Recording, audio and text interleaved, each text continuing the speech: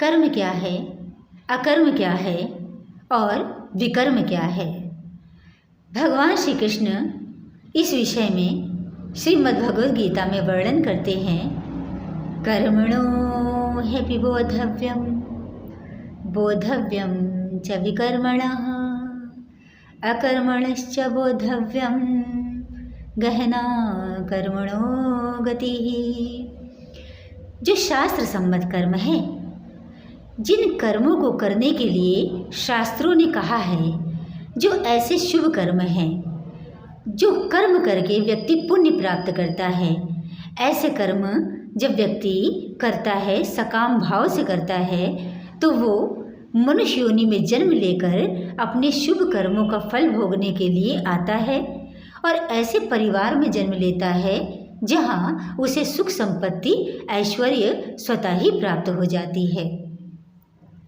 क्योंकि ऐसा कर्म करने वाला व्यक्ति सकाम भाव से कर्म करता है, यानी जो भी शुभ कर्म करता है, पूजा पाठ, दान पुण्य या किसी का भला करना, जो भी करता है वो सकाम भाव से करता है, फल की इच्छा से करता है, इसलिए उसे जन्म मिलता है और ऐसे घर में जन्म मिलता है जहाँ उसको सुख संपत्ति ऐश्वर्य की प्राप्ति स्वतः ही हो जाती है। लेकिन ये नहीं कहा जा सकता कि जो शास्त्र सम्मत कर्म करता है वो अपने जीवन में कभी कोई पाप नहीं करता। भूलवश उससे पाप कर्म भी बन जाते हैं तो उनका भी फल उसे भोगना पड़ता है। क्यों? क्योंकि सकाम भाव से कर्म करने वाले व्यक्ति को जो फल की प्राप्ति होती है वो चाहे पाप की हो चाहे पुण्य की हो, दोनों का ही फल भोगना पड़ता है। लेकिन जो शास्त्र सम्मत कर्म मनुष्य करता है उसके जीवन में जब पाप कर्म का फल आता है तो कब आता है और कब चला जाता पता नहीं चलता। क्यों? क्योंकि उसने अपने इच्छा से वो कर्म नहीं किया, अनिच्छा से भूलवश हो गया, इसलिए वो बहुत हल्के में आता है और चला जाता है। इस प्रकार से कर्म का अर्थ है कि शुभ कर्म करना, शास्त्र सम्मत कर्म करना और पुण्य कर्म करना, इस प्रकार ये कर्म कहा जाता है। जब व्यक्ति ऐसा शुभ कर्म बहुत अधिक करता है तो उसको स्वर्ग की भी संपत्ति प्राप्त होती है। अकर्म क्या है कि जो व्यक्ति तन मन वचन से किए गए क्रियाओं का त्याग करना, तो ये तो संभव नहीं है। कुछ लोग इसका ये अर्थ लगाते हैं, लेकिन जो क्रियाओं का त्याग संभव नहीं इसलिए है कि भगवान श्री कृष्ण ने कहा है श्री गीता में कि जब व्यक्ति जन्म लेता है तो उसको कर्म करना ही पड़ता है।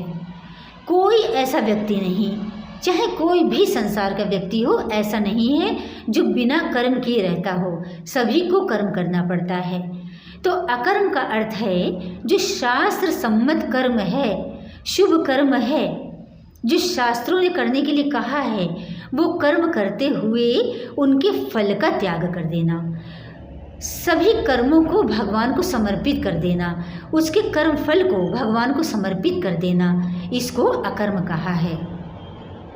तो ऐसा व्यक्ति जब सभी कर्म भगवान को समर्पित कर देता है तो उसके यदि अनिच्छा से कोई पाप कर्म भी बन जाता है तो उसका फल भी उसे नहीं मिलता, क्योंकि उसने सभी कर्म भगवान को समर्पित कर दिए।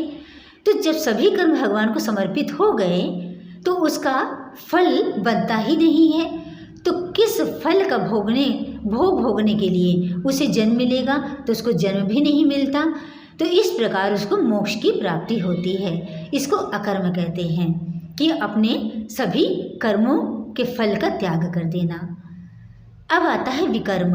विकर्म का अर्थ होता है निषिद्ध कर्म, पाप कर्म, जिनको शास्त्रों ने करने के लिए मना किया है।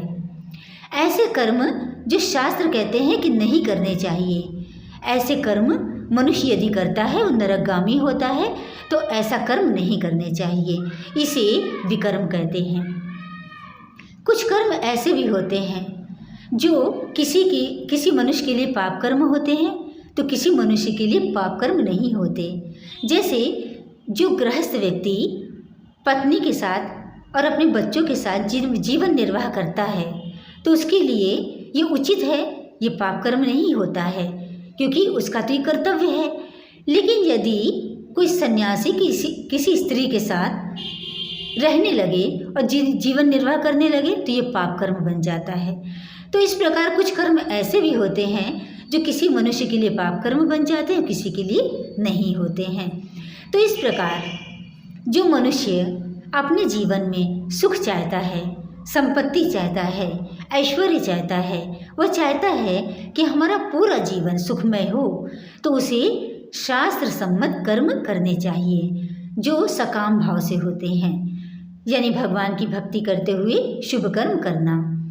जो चाहता है हमें मोक्ष की प्राप्ति हो, उसे अकर्म करने चाहिए, यानी कि जो कर्म शास्त्र सम्मत किए जाते हैं वो सब भगवान को समर्पित कर दें। तो इस प्रकार ये कर्म अकर्म तो करने चाहिए, लेकिन विकर्म कभी नहीं करने चाहिए, क्योंकि ये निषिद्ध हैं और पाप कर्म हैं। तो व्यक्ति जैसा चाहता है, जो भी उसकी भीतर इच्छा है कि तो वैसा ही उसे कर्म या अकर्म करने चाहिए।